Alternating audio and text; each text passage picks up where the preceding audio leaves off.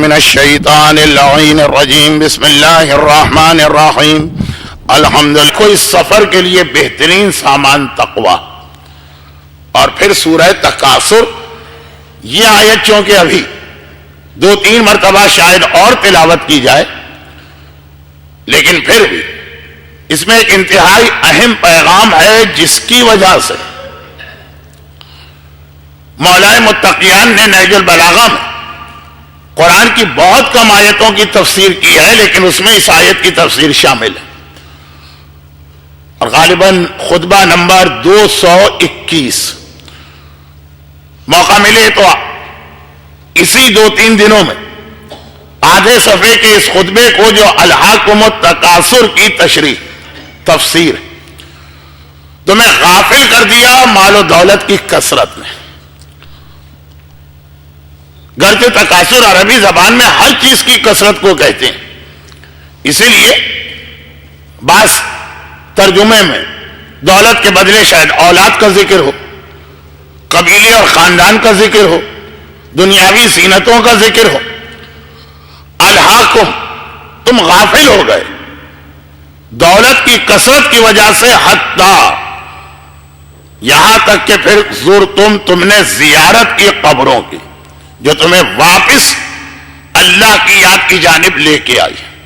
اور یہ جو پیغام ہے کہ قبروں کی زیارت انسان کو دوبارہ اللہ کی یاد دلاتی ہے. 1432 ہجری کے ایام ازا کے اس چھٹے اشرے کا عنوان دراصل سورہ تکاثر کی اس آیت کا پیغام. اور ایک بار پھر میں یاد دلا دوں کہ سورہ تکاثر موت اور قبر اور قیامت کے مراحل میں اس کی تلاوت، یعنی زندگی میں اگر تلاوت کی جائے تو آنے والے مراحل اس کا فائدہ بہت زیادہ. ہمارے یہاں فاتحہ اور قل هو اللہ اس سال کی پہلی مجلس میں نے الحمد کی فضیلت پہ پڑھی تھی، تو میری گفتگو کا یہ مطلب تو کوئی نہیں نکال سکتا کہ میں سورہ فاتحہ کی توہین کر رہا ہوں یا اس کی اہمیت کو کم کر رہا ہوں. لیکن میں عرض یہ کر رہا ہوں کہ اس کے علاوہ بھی قرآن کے بہت سارے ایسے سورے جو ہمارے معاشرے میں بہت زیادہ رائج ہونا چاہیے. نماز وحشت قبر کے حوالے سے جو اس کا دوسرا طریقہ بتایا گیا، اس میں سورہ تکاثر ہے. آج ویسے ہی 10 منٹ تاخیر سے بیان شروع ہوا، اس لیے میں 5 مجالس کی باتیں دوہرا کے مزید اس وقت کو ضائع نہیں کرنا چاہتا ہوں. فشار قبر کے اور سکرات کے عذاب سے بچنے کے لیے ہر رات کو سوتے وقت 7 مرتبہ سورہ تکاثر کی تلاوت کی جائے. اور یہاں پر ایک بات ذرا سا اپنے موضوع سے ہٹ کے اس لیے بیان کروں کہ سورہ کوثر کا بھی عذاب قبر کے حوالے سے بڑا گہرا تعلق ہے. ایک ہوتی ہے نماز وحشت قبر اور ایک ہوتی ہے نماز ہدیہ میت. نماز ہدیہ میت جس میں پہلی رکعت میں قل هو اللہ کی تلاوت ہے، دوسری میں انا اعطیناک الکوثر کی تلاوت ہے. باقی طریقہ بالکل فجر جیسا، یعنی ترتیب بدل. جو عام طور پہ ہم نمازیں پڑھتے ہیں واجب، قل هو اللہ ہمیشہ ہمارے یہاں دوسری رکعت میں ہوتا، لیکن ہدیہ میت کے اندر یہ ترتیب بدلی گئی. اور یہ میں نے اس لیے عرض کیا کہ بعض لوگوں نے اپنی ایک عادت بنائی، اور بری عادت نہیں، عادت یہ بنائی ہے کہ روزانہ وہ یہ خیال کرتے ہوئے کہ آج دنیا میں کوئی نہ کوئی تو مومن مرا ہوگا، نماز وحشت قبر پڑھ لیتے ہیں. اب اس کے اندر یہ ذہن میں رکھیے گا کہ میں مجلس پڑھ رہا ہوں، سوال و جواب یا فقہی مسائل کا کوئی سیشن نہیں، اس لیے بہت ساری باتوں میں اپنے آپ پہ کنٹرول کر رہا ہوں. اس میں چونکہ کئی مراجع تو اس طریقے کو ہی غلط قرار دیتے ہیں. نماز وحشت اس لیے پڑھ لینا کہ کوئی تو مرا ہوگا، اور جو چند اجازت بھی دیتے ہیں تو وہ یہ کہتے ہیں کہ قربتاً اللہ کی نیت نہ ہو، رجاء مطلوبیت کی نیت. اب یہ سمجھانا پڑتا ہے کہ دونوں میں فرق کیا ہے. نیتوں میں نیت الفاظ کا نام تو نہیں ہے نا. آپ کے ذہن میں ہونا چاہیے کہ اگر قربتاً اللہ سے منع کر کے رجاء مطلوبیت کا لفظ استعمال کیا جا رہا تو فرق کیا ہے ان دونوں میں. تو اب یہ سب سمجھانے کا موقع منبر پہ تو ہوتا نہیں. اس لیے جو عادت بنا رہے ہیں کہ مرنے والوں کو فائدہ پہنچایا جائے، تو عادت میں وہ چیز کیوں نہ لائی جائے جس پہ تمام علماء اور مراجع کا اتفاق ہے کہ وہ عمل تو بالکل جائز ہے، اور وہ یہ کہ صادق آل محمد امام جعفر صادق علیہ الصلاۃ والسلام روزانہ وہ جو بات ابھی ہو رہی ہے عادت کی، روزانہ نماز ہدیہ میت جو ابھی آپ کو بتائی گئی، قل هو اللہ پہلی رکعت میں یعنی الحمد کے بعد بالکل فجر کا طریقہ، اور سورہ کوثر دوسری رکعت میں، روزانہ امام معصوم یہ نماز 2 مرتبہ پڑھتے تھے، ایک دن کے وقت پڑھتے تھے اور ایک رات کے وقت پڑھتے تھے، اور یہ فرماتے تھے کہ یہ نماز جب میں پڑھتا ہوں تو جتنے بھی مردہ ہیں آج تک وہ اور جو آج کے دن انتقال کر گئے، اس کا فائدہ جو ہے وہ ان سب کو مل رہا ہے. تو نماز ہدیہ میت کو اگر اپنی عادت بنا لیا جائے تو اس میں کوئی قباحت کسی مجتہد کی نگاہ میں نہیں. کوئی اگر نبی مرا ہو آج، جو آج کی دنیا میں بہت مشکل ہے، آخری زمانے کی نشانی یہی ہے کہ کثرت سے موتیں ہوں گی، لیکن اگر کوئی نبی مرا ہو تو نماز ہدیہ میت پڑھی جا سکتی ہے، کیونکہ نماز ہدیہ میت جتنے مر چکے ہیں ان کو روز فائدہ پہنچائے گی، اور جو تازہ اپنی قبر میں گیا، نماز وحشت قبر صرف اس کے لیے ہے کہ جو آج مرا. اچھا یہ بات جو درمیان میں آ گئی، موضوع تو ہمارا کل سکرات موت چل رہا تھا، یہ نماز ہدیہ میت قبر میں پہنچ کر مرنے والے کو فائدہ پہنچاتی ہے. تو تقریر کی ترتیب میں ابھی قبر تو آئی نہیں، ابھی تو سلمان فارسی کی کل والی روایت اور اس کے علاوہ کچھ اور روایتیں. یہاں پر پھر ایک بات بیان کرنا بہت ضروری، اور اس بات کو بیان کرتے وقت عمومی اعتبار سے جو ایک پیغام میں ہمیشہ دیتا رہتا ہوں، امام زمانہ اور قبر کا موضوع، امام زمانہ اور موت کا موضوع، بہت ساری چیزوں میں یہ ایک جیسے قرار دیے گئے. یعنی جو موت کے حوالے سے ذمہ داری ہے وہ اگر آپ کو یاد رہے تو وہی ذمہ داریاں امام کے حوالے سے، جو امام کے حوالے سے پیغام ہے وہی ذمہ داریاں موت کے حوالے سے. کہ مثلا حضرت ابو ذر کا ایک واقعہ جو میں نے کم سے کم شارجہ کے اس ممبر سے 50-60 دفعہ تو پڑھا ہوگا، اپنے بیٹے کی قبر پہ ہاتھ رکھ کر ان کے انتہائی معرفت والے کچھ جملے. لیکن ہمیشہ میں یہ واقعہ پڑھتا ہوں ظہور امام کا پیغام سمجھانے کے لیے. واقعہ موت کا ہے، واقعہ قبر کا ہے، واقعہ جوان بیٹے کی قبر پہ بوڑھے باپ کے حاضر ہونے کا، لیکن کمپلیٹ میسج اس کے اندر ہے ظہور امام کا. اسی طرح سے ایک جملہ آپ کو اور یاد ہوگا، اور وہ یہ کہ میں کہتا ہوں کہ کوئی موت کا وقت معین نہیں، اور موت میں کوئی عقلی اصول کام نہیں آتا. کیا کوئی عقلی اصول موت میں کام آتا کہ جی جو بوڑھا ہے پہلے وہ مرے گا، جوان بعد میں مرے گا؟ جی نہیں، پہلے بیمار مرے گا پھر صحت مند مرے گا. تو موت کے حوالے سے معلوم ہے کہ کوئی اصول نہیں، کسی وقت بھی کسی کو موت آ سکتی ہے. یہ امام کے حوالے سے البتہ موت کی کچھ نشانیاں بھی بتائی گئی، مگر وہ نشانیوں کا ہونا ضروری نہیں ہے، اس کے بغیر بھی موت آ جاتی. ظہور امام کی کچھ نشانیاں بھی بتائی گئی، مگر ان نشانیوں کا ہونا ضروری نہیں ہے، اس کے بغیر بھی ظہور امام ہو سکتا. تو موت پر یہ آپ کو ایک عجیب بات محسوس ہوگی اگر آپ 40 سال سے زیادہ عمر والوں سے یہ پوچھیے کہ جب مولانا نے شروع میں مجلسیں پڑھنا آغاز کیا تھا تو زیادہ موضوع کیا تھا؟ موت اور امام زمان. یہ دو بالکل مختلف موضوع لگتے ہیں. امام زمانہ کا موضوع معرفت اہل بیت کا حصہ بنتا، موت کے موضوع کو لوگ کہتے ہیں کہ یہ تو اہل بیت کی منزلت کم کرنے کی بات ہو رہی ہے. آپ کو شاید پتہ نہ ہو، جب موت کے عنوان پہ میں نے مجالس شروع کی تو یہ جملے اکثر کہے جاتے تھے کہ یہ فضائل اہل بیت کو گھٹایا جا رہا. گھٹایا کن معنوں میں؟ ان معنوں میں کہ اگر یہ سارے عذاب مومن کو پیش آنے والے تو ہمیں فائدہ کیا ہوا علی کو ماننے کا؟ علی کو ماننے کا فائدہ تو اس وقت ہے کہ ہم شراب پیئیں اور پھر بھی کوئی عذاب نہ. علی کو ماننے کا فائدہ یہ ہے کہ ہم لوگوں کا مال ہڑپ کر جائیں پھر بھی ہمیں کوئی عذاب نہ. علی کو ماننے کا فائدہ یہ ہے کہ ہم نمازیں قضا کریں اور پھر بھی ہم سے کوئی سوال نہ کیا جائے. دیکھیں یہ اعتراض کرنے والے کے پاس یہ ہے میرے مولا کی معرفت کہ ہم نے تو علی کو مانا ان چیزوں کے لیے. بلکہ ایک صاحب نے تو منبر پہ وہ آتے تھے پہلے کچھ اور تھے پھر کچھ اور ہو گئے. انہوں نے کہا کہ یہ ساری چیزیں تو میں اس وقت سنتا تھا جب ادھر تھا, میں اسی لیے تو اس کو چھوڑ کے ادھر آیا ہوں. یہاں بھی یہی چیزیں ملیں گی کہ برزخ ہے اور عذاب ہے اور فشار ہے, اور یہ تو فائدہ کیا ہوا. اور یہ کہا گیا کہ یہ فضیلت اہل بیت بیان ہو رہی ہے. میں کہتا ہوں اس سے بڑی شان اہل بیت میں گستاخی کوئی نہیں. کیا علی اس دنیا میں اس لیے آئے ہیں کہ لوگوں کی نمازیں قضا کروائیں؟ کیا علی دنیا میں اس لیے آئے ہیں کہ لوگوں کو شراب پینے کی اجازت دلوائیں؟ کیا علی دنیا میں اس لیے آئے ہیں کہ ہمارے بچے ڈسکو اور ڈانس کے اندر جائیں؟ کہا کہ پھر فائدہ کیا ہوا علی کا؟ ہم نے فائدے کے لیے علی کو مانا ہی نہیں. ہم نے علی کو علی سمجھ کے مانا. جو علی اللہ کے لیے کہہ رہے ہیں وہ ہم علی کے لیے کہہ رہے ہیں. علی نے یہی کہا نا کہ اے خدا, نہ میں نے جنت کے لالچ میں تجھے مانا ہے, نہ دوزخ کے عذاب سے گھبرا کے تجھے مانا. میں نے تجھے عبادت کا حقدار پایا اس لیے میں نے تجھے مانا. ہم نے علی کو اس فضیلت کا حقدار پایا اس لیے ہم نے علی کو مانا. علی ہمیں عذاب سے بچائے تب بھی علی کو مانیں گے, اور علی ہی ہمارا ہاتھ کاٹ دے تب بھی علی کو مانیں گے. کیا نہیں ہے؟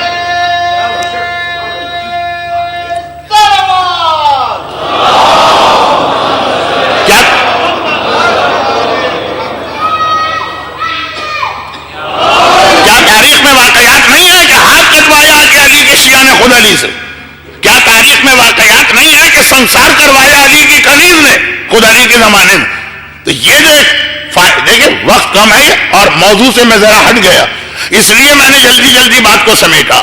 اور الہاکم التکاثر پڑھ لیجیے نہج البلاغہ. الحمدللہ نہج البلاغہ اب تک ہمارے یہاں محفوظ ہے. اس کی کسی روایت کے بارے میں کوئی یہ نہیں کہہ سکتا ہے کہ اس کتاب سے پڑھ دی. ضعیف ہے کہ پتہ نہیں کیا روایت ہے. ایک نہج البلاغہ اور ایک صحیفہ کاملہ, اور دونوں میں موت کا اتنا تذکرہ اور موت کا اتنا بیان ہے. تو خیر یہ تو ایک ضمنی بات درمیان میں اس لیے آ گئی کہ میں سمجھانا یہ چاہ رہا تھا کہ یہ دو باتیں لوگوں کو مختلف رکھتی ہیں.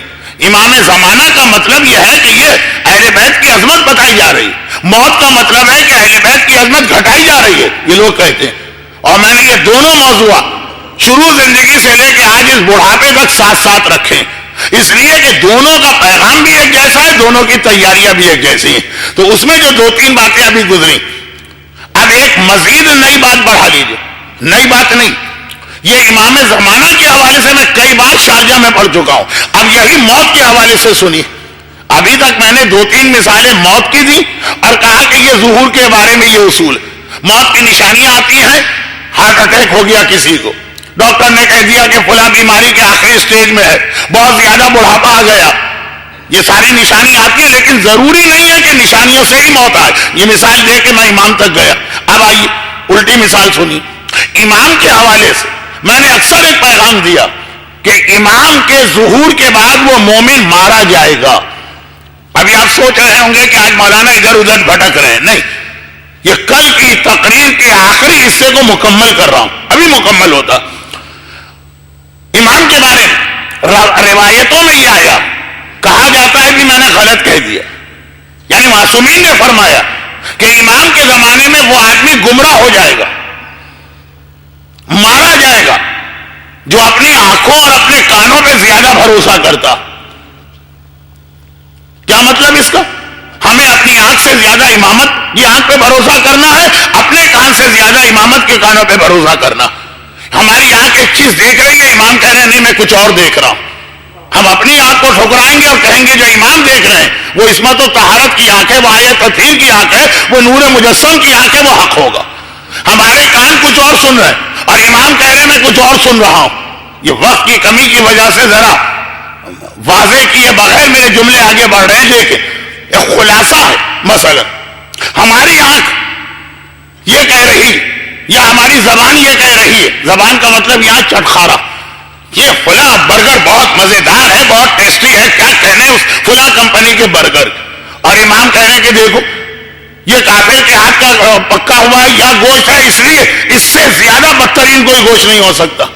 یہ والا جملہ یاد رکھیے گا کیونکہ کل وفات رسول خدا کی مجلس میں ایک حوالے سے بات بہت تفصیل سے آنے والی. اب ہمیں گانے کی آواز بڑی پرکشش لگ رہی اور امام کہہ رہے تمہیں نہیں پتا ہے کتنی منحوس آواز, ہم اس کی خرابیاں سن رہے ہیں تم نہیں سن پا رہے. مولا کی ایک حدیث بیان کر کے اپنی بات کو جلدی سے سمیٹوں تاکہ موت کے موضوع پہ بات آگے بڑھے. بھئی 2 دن سے جو مومنین نہیں آ رہے ہیں اس لیے کہ اب موت نہیں سننا، تو ان کے نہ آنے کا فائدہ تو اٹھایا جائے نا، جلدی سے بات کو سمیٹ کے آگے بڑھو۔ خیر، ریکارڈنگ میں یہ جملے ریکارڈ ہوتے ہیں تو لوگ سمجھتے ہیں مولانا جو کہہ رہے ہیں واقعا صحیح کہہ رہے ہیں، کوئی مجمع نہیں ہوگا۔ نہیں، ماشاءاللہ مجمع تو بہت ہے، لیکن کچھ تھوڑا بہت ہمارا ہنسی مذاق چلتا ہے شروع مجلس میں۔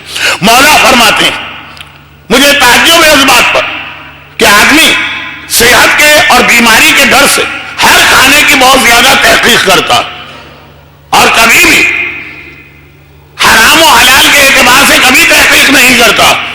بیمار آدمی ہے، کھانا پک کے آیا تو فوراً پوچھے بھائی اس میں آپ نے نمک تو نہیں ڈالا، میں بلڈ پریشر کا مریض، اس میں آپ نے شکر تو نہیں ڈالی، میں ڈائبیٹک پیشنٹ، اس کے اندر وہ سیچوریٹڈ فیٹ تو نہیں ہے، مجھے ہارٹ کا پرابلم ہے۔ کتنے سوال آج کل کیے جاتے ہیں اور صحیح بھی ہیں، شرعاً بھی یہ چیزیں واجب ہیں۔ میں نے ایک مسئلہ پہلے بھی بتایا تھا، یہ مسئلہ شرعی جو میں مجلس میں آج کل کم بتاتا ہوں، لیکن مسئلہ شرعی۔ اسلام میں شراب پینا حرام، اسلام میں خنزیر کھانا حرام، اور ہر وہ چیز کھانا حرام ہے جو آدمی کے لیے ضرر کا سبب بنے، چاہے وہ زہر ہو چاہے وہ شوگر ہو۔ اچھا خیر، اب میں یہاں یہ رکتا ہوں کہ حرام حلال کی فہرست ہمارے یہاں بہت لمیٹڈ ہے، بہت بڑی ہے فہرست۔ مولا کہہ رہے اس پہ تعجب ہے کہ اتنے سوال کر رہا ہے کھانے کے بارے میں، کبھی یہ دیکھ رہا ہے کہ یہ حلال پیسے سے پکا ہے کہ حرام پیسے سے، اس میں سود کا پیسہ تو شامل نہیں، اس میں کسی مومن کا حق تو نہیں مارا گیا، ایسا تو نہیں ہے کہ سگے بھائی کا حق یا سگی بہن کا حق میراث میں مار کے اس سے یہ کھانا۔ اب اس وقت میرا موضوع یہ گناہ نہیں، میرا موضوع یہ ہے کہ مومن کی آنکھ سے یہ تقاضا کیا جا رہا ہے کہ چیزوں کا ظاہر مت دیکھو، اس کی تہ میں اتر کر اس کی حقیقت پہ نگاہ ڈالو، اور یہ سب سے اہم پیغام بنے گا ظہور امام کے بعد۔ کیسے؟ دجال جنت لائے گا، جہنم لائے گا۔ اگر ہم نے اپنی آنکھوں میں بھروسہ کر لیا، اس کی جنت ہم کو واقعا جنت لگی، حوریں بھی نظر آ رہی ہیں، باغات بھی نظر آ رہے ہیں، پرندوں کی وہ چہچہاہٹ بھی نظر آ رہی جو اسلام میں حلال میوزک ہے، دودھ و شہد کی نہریں بھی نظر آ رہی، تو ہم مارے گا، اور وہ جہنم بھی لے کے آئے گا۔ اور اگر ہم نے اپنی آنکھ سے جہنم کو دیکھا اور اس جہنم سے ڈر گئے تب بھی مارے گا۔ وہ جو جہنم لائے گا اس میں آگ بھی ہوگی، سانپ بھی ہوں گے، بچھو بھی ہوں گے، کوڑے بھی ہوں گے، گرز بھی ہوں گے، انتہائی بھیانک شکلوں والے فرشتہ نما اس کے ماننے والے بھی ہوں گے۔ ہم نے کہا بھائی یہ تو واقعا جہنم ایسی لگ رہی، جلدی سے دجال صاحب کی بات مان لو ورنہ وہ اپنی جہنم میں پھینک دے گا۔ اگر اس کی جہنم سے ڈرے تب بھی مارے گئے، اس کی جنت سے متاثر ہوئے تب بھی مارے گئے۔ اور یہ کون لوگ؟ جو امام زمانہ کے زمانے میں ہوں گے، جو امام کے زمانے کے لیے سب سے بڑا خطرہ مومن کے لیے یہ ہے کہ اگر وہ اپنی آنکھ اور کان اور ناک کو اور زبان کو مکمل سمجھے کہ جو میں دیکھ رہا ہوں بس یہی حقیقت ہے، نہیں، اب جا کے امام سے پوچھو مولا جو جنت نظر آ رہی ہے یہ جنت ہے بھی کہ نہیں ہے؟ امام کہے تمہیں جنت نظر آ رہی ہے، ہمیں یہ جہنم نظر آ رہی ہے، ہم امام کی بات مانیں گے۔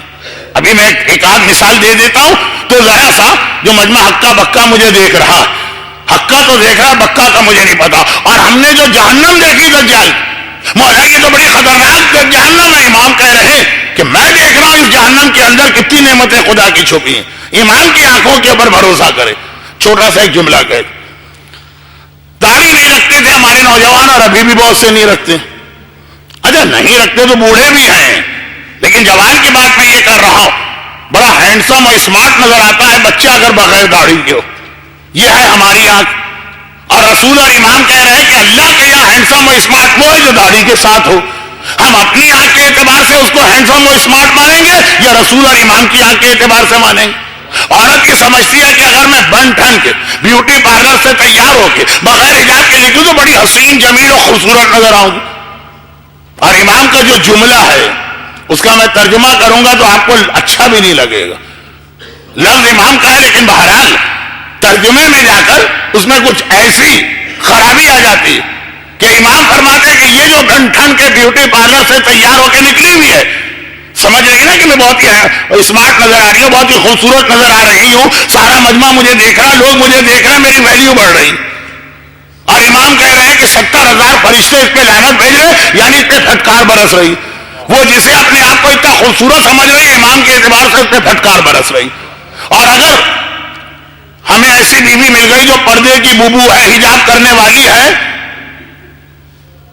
فشار قبر کا ایک جملہ میں ابھی سے پڑھ دوں، اور اس کے بعد یہ اپنے اس جملے کو مکمل کرو. راوی نے کہا مولا یہ جو آپ فشار فشار فشار کہتے رہتے ہیں اس کا یہ اسٹائل نہیں ہے جو میرا ہے ذرا بدتمیزی والا. مولا یہ جو آپ فشار کا اتنا ذکر کرتے ہیں تو جن کو قبر ملتی ہی نہیں ان کا فشار کہاں ہوگا؟ پہلے زمانے میں ایک سزا حکمران بہت دیتے تھے اور وہ یہ ہے کہ مجرم کو سولی پہ چڑھا دیا, پھانسی نہیں سولی. اب وہ 2-2 سال اور 1-1 سال اور 3-3 سال مرنے کے بعد بھی ہوا میں لٹک رہا, سامنے آنکھوں کے سامنے نظر آ رہا. لاس اینجلس کا 20 سال پہلے کا واقعہ میں نے پڑھا تھا. اب تو دنیا کتنی ترقی کر گئی. 20 سال پہلے کا جملہ کیا تھا؟ وہ مذاق اڑانا تھا اسلام کی عقیدہ موت کا. اس زمانے میں فشار قبر پہ پڑھتا بھی زیادہ تھا. مولانا فشار قبر, ہم نے تو فلاں مرنے والے کی قبر میں ہر اینگل سے اتنے کیمرے فٹ کر دیے. بھائی جو میری عمر کے یہاں بزرگ بیٹھے, ہمارے زمانے میں کرکٹ میچ خالی ایک کیمرے سے کور کیا جاتا, کچھ نظر آتا تھا کچھ نظر بھی نہیں آتا, ایک کیمرہ. اب یہ کتنے سارے کیمرے کیری پیکر کی وجہ سے اور اس کے بعد کی وجہ سے یہ ہر اینگل نظر آتا ہے. تو مولانا ہم نے قبر میں ہر اینگل سے کیمرے لگا دی اور 3 دن کی ریکارڈنگ کی. نہ تو کوئی فشار نظر آیا, نہ کوئی منکر نظر آیا, نہ کوئی نکیر نظر آیا. یہ رکھے ہیں کیسے ہمارے پاس, پوری کی پوری آپ دیکھ لیجئے, بس وہ قبر کا مردہ اسی حالت میں پڑا ہوا. اور اب تو آپ کو پتا ہے کیمرہ کتنی ترقی کر گیا, کتنے مننے چھوٹے چھوٹے کیمرے آ کے ہر چیز ریکارڈ کر لیتے. تو وہ تو میں نے لاس اینجلس والے سے اس وقت بھی کہا تھا کہ تم یہ سمجھ رہے ہو کہ جب سے ویڈیو کیمرے بنے تب سے تمہیں اسلام پہ اعتراض کا موقع ملا. 1400 سال پہلے وہ اعتراض نہیں, سمجھنے کے لیے سوال کرا. مولا وہ مردہ ہمارے سامنے 3 سال سے لٹک رہا, فشار قبر کہاں سے ہوگا اس کے اوپر؟ وہ منکر و نکیر یہ سارے مرحلے تو پہلے دن پیش آتے ہیں نا, وہ تو ہماری آنکھوں کے سامنے. تم تو اپنے کیمروں میں بھروسہ کر رہے ہو, وہ تو آنکھ. اس وقت جو امام نے جواب دیا, پھر وہیں بیٹھے ہوئے ایک صحابی نے اس میں ذرا سا ایک اور اضافہ کر دی. اور مولا میرا فلاں دوست سفر پہ گیا تھا, اس کو راستے میں شیر نے کھا لیا, اس کی تو بیعت بھی نہیں ملی, وہ تو شیر کے پیٹ میں چلا گیا, فشار کہاں سے ہوگا؟ تو ایک اور صاحب کو یاد آ گیا, مولا اور میرا ایک کزن جو تھا وہ سفر میں گیا تھا, مر گیا, اس کی کشتی ڈوب گئی, وہ سمندر میں ڈوب گیا. اب یہ فشار قبر کے حوالے سے مومنین کے سوال بڑھتے جا رہے ہیں. اور یہ سوال خود اس بات کی دلیل کہ معصومین کی بارگاہ میں اس کا اتنا زیادہ تذکرہ ہوتا ہے. میں جناب فاطمہ بنت اسد کا واقعہ تو پڑھ ہی نہیں رہا ہوں, وہ ہر ایک مومن کو معلوم, لیکن کتنا ذکر ہوتا ہے. اگر میں نے 16 سال کے بعد شارجہ میں موت کے موضوع پہ تقاریر دوبارہ شروع کی تو آپ نے دیکھا مجمع سارا غائب ہو گیا. پہلے 2 دن لوگ تھے, تیسرے دن سے نہیں تھے. جو ریکارڈنگ سن رہا ہے وہ اس جملے کو پورا اس طرح لے بھی نہیں, لیکن بہرحال اس میں تھوڑی حقیقت تو ہے. تو 16 سال میں ایک میرا اشرا اس پہ نہیں سنا جا رہا, اور امام کے یہاں فاطمہ بنت اسد سے لے کے یہ روایت تک مسلسل تذکرہ موت کا بھی ہے اور اس کے مراحل کا. تو اب امام قبر کا فشار بتا رہے ہیں.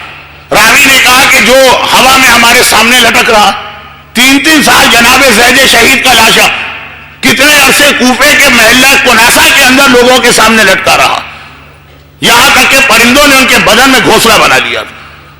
اور یہ جو اس نے کہا کہ کشتی ٹوٹ گئی اور میرا کزن ڈوب گیا, یہ بھی صحیح کہا. کتنے لوگ سمندر میں ڈوب کے مر جاتے ہیں, قبر ہی نہیں ملتی. اور وہ جو اس نے کہا کہ میرے دوست کو شیر کھا گیا, وہ بھی صحیح کہہ رہا. شیر, بھیڑیے, ریچھ, چیتے کتنے لوگوں کو کھا جاتے ہیں. اب یہ سب کے سوالات, فشار قبر ابھی مرحلہ نہیں آئے. امام کا ایک جملہ جو ہم حجاب والی عورت سے کہنا چاہتے ہیں اور ان کے ذریعے ان کے مردوں سے کہنا چاہتے ہیں, یا مردوں کے ذریعے عورتوں سے کہنا, جو بھی کہیے. امام نے فرمایا کہ یاد رکھو. دیکھیے امام سیدھا سادہ جواب بھی دے سکتے ہیں, لیکن اس وقت امام جس تفصیل میں گئے, امام نے کہا یاد رکھو ہمارے عقیدے کے حساب سے جو حق بھی ہے, جو زمین کا خدا ہے وہی ہوا کا خدا ہے, وہی پانی کا خدا ہے, وہی جانوروں کا خدا. جو زمین کو حکم دے کے فشار کروا سکتا وہ ہوا کے ذریعے سے بھی فشار کرواتا ہے, وہ سمندر کے پانی کو حکم دیتا ہے اس میں فشار کرو, وہ جانور کے میدے کو حکم دیتا ہے کہ اس کو فشار کرو. ایک ہی خدا ہمارے پاس ہے. یہ نہیں ہے کہ زمین کا خدا الگ ہے اور ہوا کا خدا الگ. تو بھائی یہ مرنے والا تو ہوا میں چلا گیا, اب زمین کے خدا کی بات تو وہاں نہیں چلے گی, ایسا تو نہیں ہے نا. تو امام ایک جملہ کہہ سکتے تھے کہ فشار ہر ایک کو ہوتا، ہوا میں لٹکنے والے کو ہوا، اور ڈوبنے والے کو پانی، اور جانور کا کھاجا بننے والے کو جانور. لیکن جملہ یہاں سے شروع کیا کہ ایک ہی خدا ہمارا ہے جو زمین کا بھی وہی ہے اور آسمان کا بھی وہی ہے، ہوا کا بھی وہی ہے، پانی کا بھی وہی ہے، جانور کا بھی وہی ہے. وہ اس جملے کی وجہ سے میں یہ روایت ٹائم سے پہلے لے آئے. ویسے آنا تو تھی یہ فشار کی روایت. جملہ کیا مطلب؟ اب ان خواتین سے بات ہو رہی، ان کی آنکھیں کہہ رہی ہم بے پردہ نکلیں گے تو بڑے حسین و جمیل نظر آئیں گے، اور اگر پردہ کر کے نکلے، حجاب کر کے نکلے، برقع پہن کے نکلے تو ایک تو بہت ہی غریب نظر آئیں گے، جھگی والے نظر آئیں گے، بھکاری نظر آئیں گے، جاہل نظر آئیں گے. لوگ کہیں گے پتہ نہیں کس نیچ گھرانے سے تعلق رکھنے والی عورتیں آ گئی.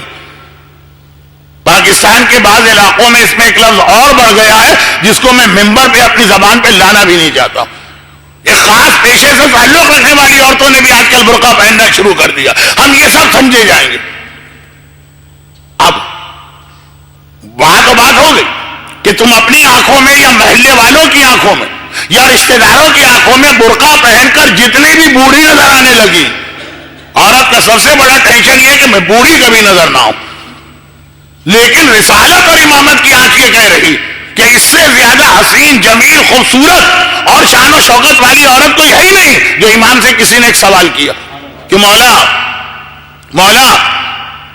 وہ حوروں کے حوالے سے روایت لمبی ہے، میں تو چکرا گیا، پوری روایت پڑھوں تو میرا آج کا موضوع کہاں جائے گا. خلاصہ یہ جو جملہ امام جو ایک مومنہ عورت ساری زندگی اللہ کے دین کی اطاعت کرتے ہوئے گزارے گی، ایسا اس کا حسن و جمال ہوگا کہ جنت کی حوریں اس کو دیکھ کے شرمندہ ہو جائیں گی. وہ جنت کی حوروں کے حسن جمال پہ چھا جائے گی. جو ہمیں اور آپ کو اچھی نہیں لگتی ہماری بیوی اگر وہ برقع پہن لے، اچھی وہ لگتی ہے جو ننگی آدھی جا رہی ہے، ٹھک ٹھک سینڈل کو جو ہے وہ زمین پہ مارتی ہوئی جا رہی ہے، بڑی خوبصورت، بڑی اچھی لگتی ہے. اپنی وفادار بیوی اچھی نہیں لگتی کیونکہ اس نے یا اسکارف پہنا ہوا یا برقع پہنا ہوا. جنت کی یہ کون کہہ رہا ہے؟ یہ امام کہہ رہے ہیں. اب ایک ہماری آنکھ ہے، ایک امام کی آنکھ. تو مومن اپنی آنکھ کو ترجیح دے گا یا امام کی آنکھ کو ترجیح دے گا؟ مگر وہ فشار والی روایت میں نے کیوں پڑھی؟ ہاں وہ اس لیے پڑھی. اب خواتین سے بھی ایک بات، مگر یاد رکھیے آئے خواتین، حجاب کرنے والی خواتین، ہم ایک ہی اللہ کو مانتے ہیں. زمین کا بھی وہی اللہ ہے، آسمان کا بھی وہی اللہ ہے، سمندر کا بھی وہی اللہ ہے، ہوا کا بھی وہی اللہ. تو حجاب بھی اللہ کے لیے کیا جاتا. جو اللہ مسجد اور امام باڑے کا، وہی برتھ ڈے پارٹی کا بھی اللہ. دو الگ الگ اللہ نہیں، یہاں کا الگ ہے وہاں کا الگ ہے. یہاں پہ آؤ تو یہاں کے اللہ کی وجہ سے حجاب کرو، برتھ ڈے پارٹی والے اللہ کو حجاب کی ضرورت نہیں ہے. تو وہاں سے چلی جاؤ. شادیوں میں کوئی اور اللہ ہوتا ہے، تیسرا کوئی اللہ، اس کو کوئی حجاب نہیں چاہیے، اس سے وہاں بے حجاب چلی جائے. پاکستان میں کوئی اور اللہ ہے، چنانچہ جیسے پلین اڑے فوراً اپنا حجاب اتار کے پرس میں بند کرو، جو ذرا بڑے سائز کا اسی لیے خواتین رکھتی ہیں. اور وہاں کراچی ایئرپورٹ پہ ایسی ننگی جاؤ. نہیں، حجاب اللہ کے لیے، وہاں کا اللہ، یہاں کا اللہ، غمی کی تقریب کا اللہ، خوشی کی تقریب کا اللہ، سب ایک. اللہ کے لیے حجاب کرنا ہے تو یہ حجاب مسجد میں بھی ہوگا، یہ حجاب مجلس میں بھی ہوگا، یہ حجاب حج میں بھی ہوگا، یہ حجاب شادی میں بھی ہوگا، یہ حجاب پاکستان میں بھی ہوگا، یہ حجاب یہاں بھی ہوگا. تو یہ تو ایک ضمنی بات اس لیے آ گئی کہ ہماری خواتین نے دو قسم کے حجاب بنا لیے. اور امام نے اس سوال کے جواب میں یہ کہا کہ اگر دو خدا مانتے ہو تو دو اصول بناؤ. اگر ایک ہی خدا مانتے ہو تو جہاں جہاں تک وہ خدا ہے وہاں تک اس کا حکم چلے گا. مگر اصل بات یہ تھی. اب دیکھیے بہت ساری باتیں میں کتنی جلدی کہہ رہا ہوں، مجھے آپ کے قیمتی وقت کا بڑا خیال ہے. اب جو بات جہاں پر یہ بات اختتام کو پہنچ کر ہمارے اصل موضوع میں ملنی چاہیے وہ یہ کہ اپنی آنکھ پر اتنا بھروسہ نہ کرے، بلکہ اگر امام کی بات ایسی ہو جو بالکل آپ کی آنکھ سے ٹکرا رہی ہے. اب میں وہ جملہ کہہ دوں جو اصل میں تو مجھے کل پڑھنا ہے. کل وفات رسول خدا کی تاریخ ہے اور رسول خدا کا بیان ہوگا. ابو جہل و ابو لہب تک نے یہ مان لیا. کل یہ واقعہ میں پھر پڑھوں گا اگرچہ بہت مشہور واقعہ، مگر چونکہ جس منزل پہ جانا ہے تو یہ واقعے سے ہی بات شروع ہوگی کہ جب پیغمبر نے کہا میں پہاڑی پہ کھڑا ہوں اور کہہ دوں کہ لشکر حملہ کر رہا ہے تو میری بات مانو گے کہ نہیں مانو گے؟ کیا کہا مانیں گے. پیغمبر نے کہا کیوں مانو گے، تمہاری آنکھ تو دیکھ ہی نہیں رہی. ابو جہل و ابو لہب کے الفاظ کا خلاصہ یہ ہے کہ ہم اپنی آنکھ کو آپ کی آنکھ پہ قربان کر دیں گے. آپ کی آنکھ دیکھ رہی ہے، ہمارے لیے وہ کافی ہے چاہے ہماری آنکھ نہ دیکھے. یہ ابو جہل و ابو لہب کہہ رہا اور وہ مومن کہہ رہا. داڑھی منڈوانے سے زیادہ اچھا لگنے لگتا ہوں. سود کی جاب کرنے سے میرے گھر کی حالت اور اچھی ہو جاتی ہے. عورت کہہ رہی ہے بے پردہ ہو کے نکلنے میں اور اچھی لگ رہی ہوں. اور دجال کی جنت جنت ہی لگ رہی. امام کہہ رہی ہے جہنم ہے، ہم کو تو جنت لگ رہی. دجال کی جہنم، ہمیں تو جہنم ہی لگ رہی. اب یہ چیز آگے بڑھائیے. پورا امام کے حوالے سے یہ تو پورا میرا اشرا ہوتا. اپنی آنکھ چھوڑیں، امامت کی آنکھ کو دیکھیں. موت سے اس کا کیا تعلق ہے؟ موت سے اس کا تعلق وہ جملہ کہ جب کل جو میں نے سکرات موت کی کیفیت بتائی، سب سے پہلے مرحلے پر یہ آج ہماری 6 مجلس میں بات پہنچی. 6 مجلسیں ہو گئی ہیں اس اشرے کی، 9 میں سے 6، اور ابھی تک ہم سکرات موت ہی کے مرحلے میں اٹکے ہوئے.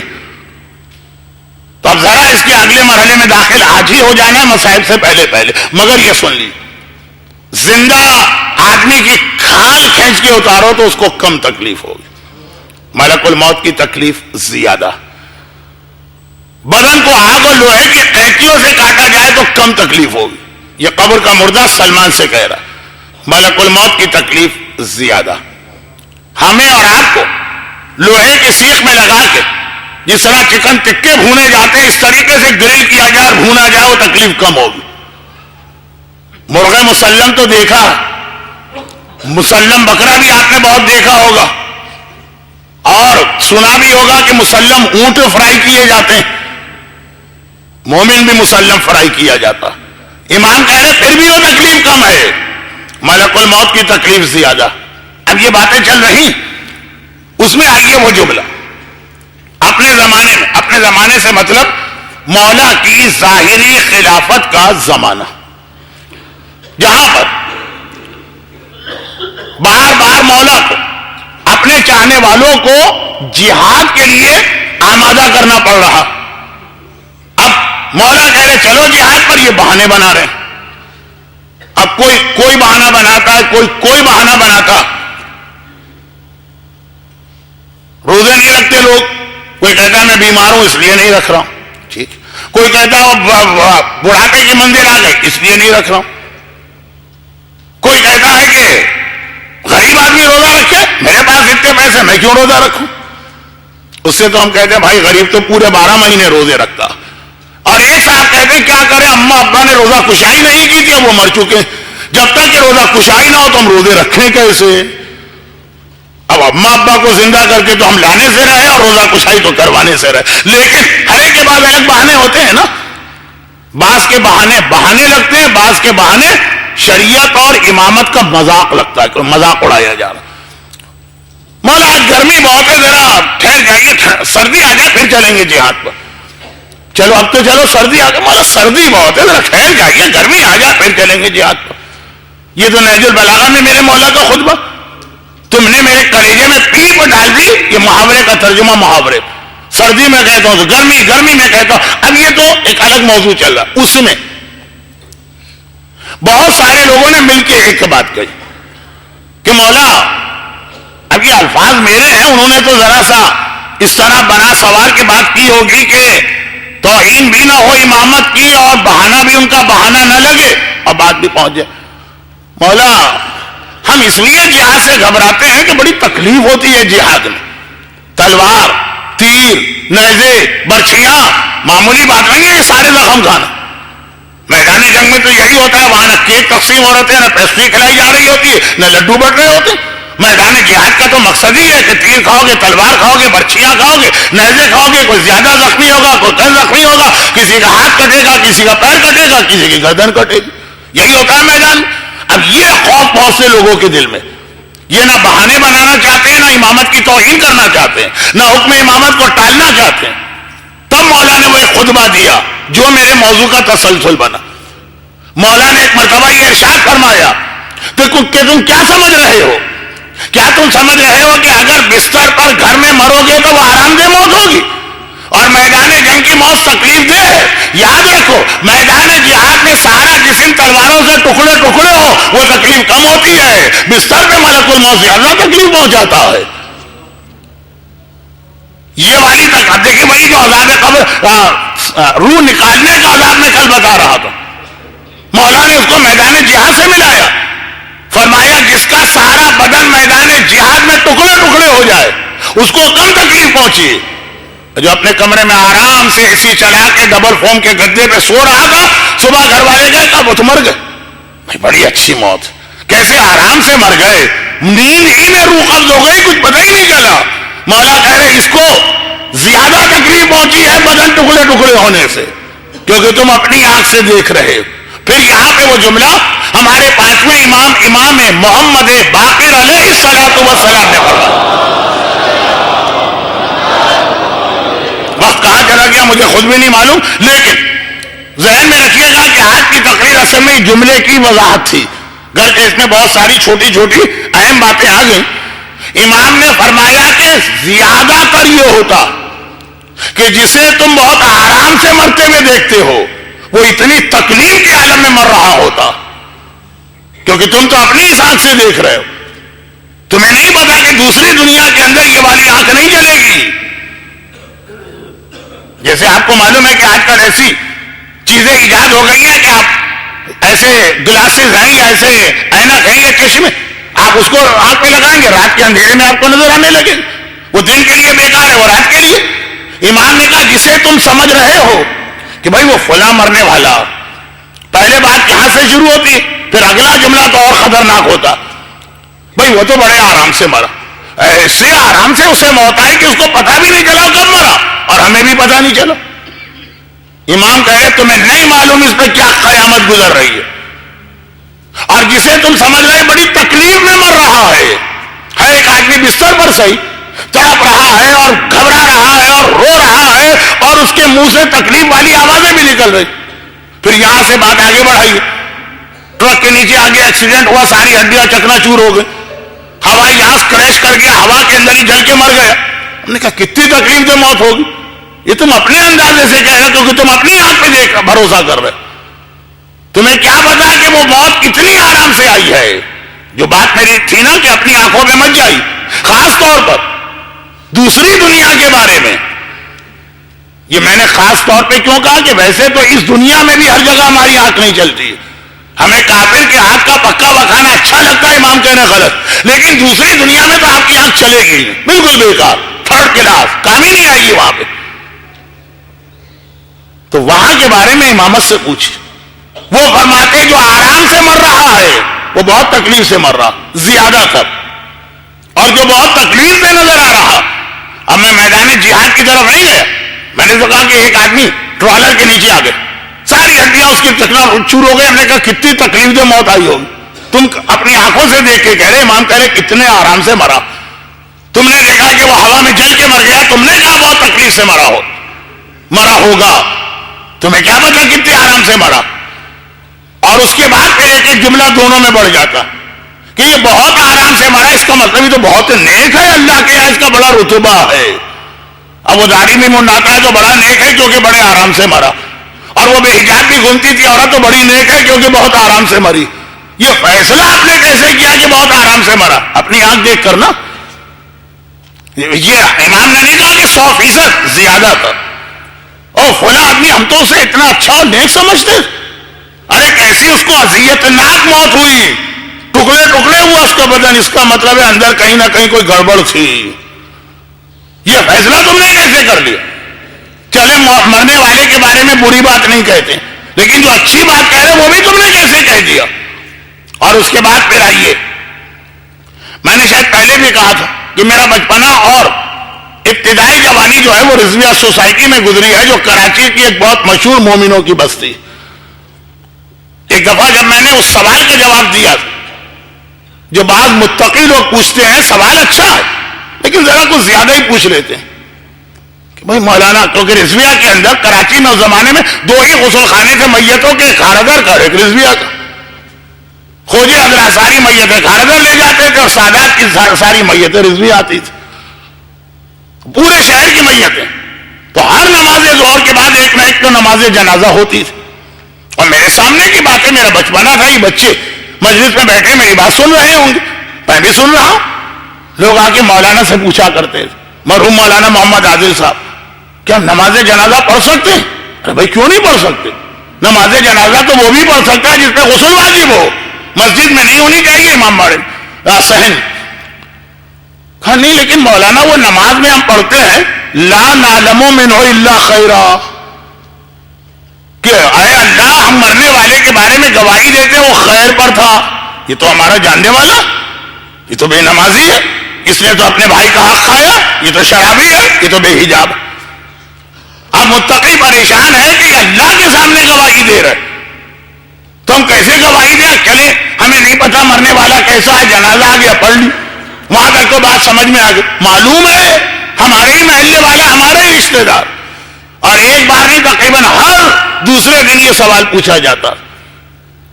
اب اس وقت مجھے اتنا تو یاد نہیں ہے کہ ان کو جواب کیا ملتا, اتنا معلوم ہے کہ وہی جواب ملتا ہوگا جو میں دے رہا ہوں, کیونکہ پھر یہ لوگ نماز جنازہ میں آتے. کیوں جواب وہی کیوں ملتا ہوگا؟ اس لیے کہ اس کا جواب بہت پہلے صادق آل محمد امام جعفر صادق علیہ الصلوۃ والسلام دے چکے ہیں. بہت پہلے امام اس کا جواب دے چکے ہیں.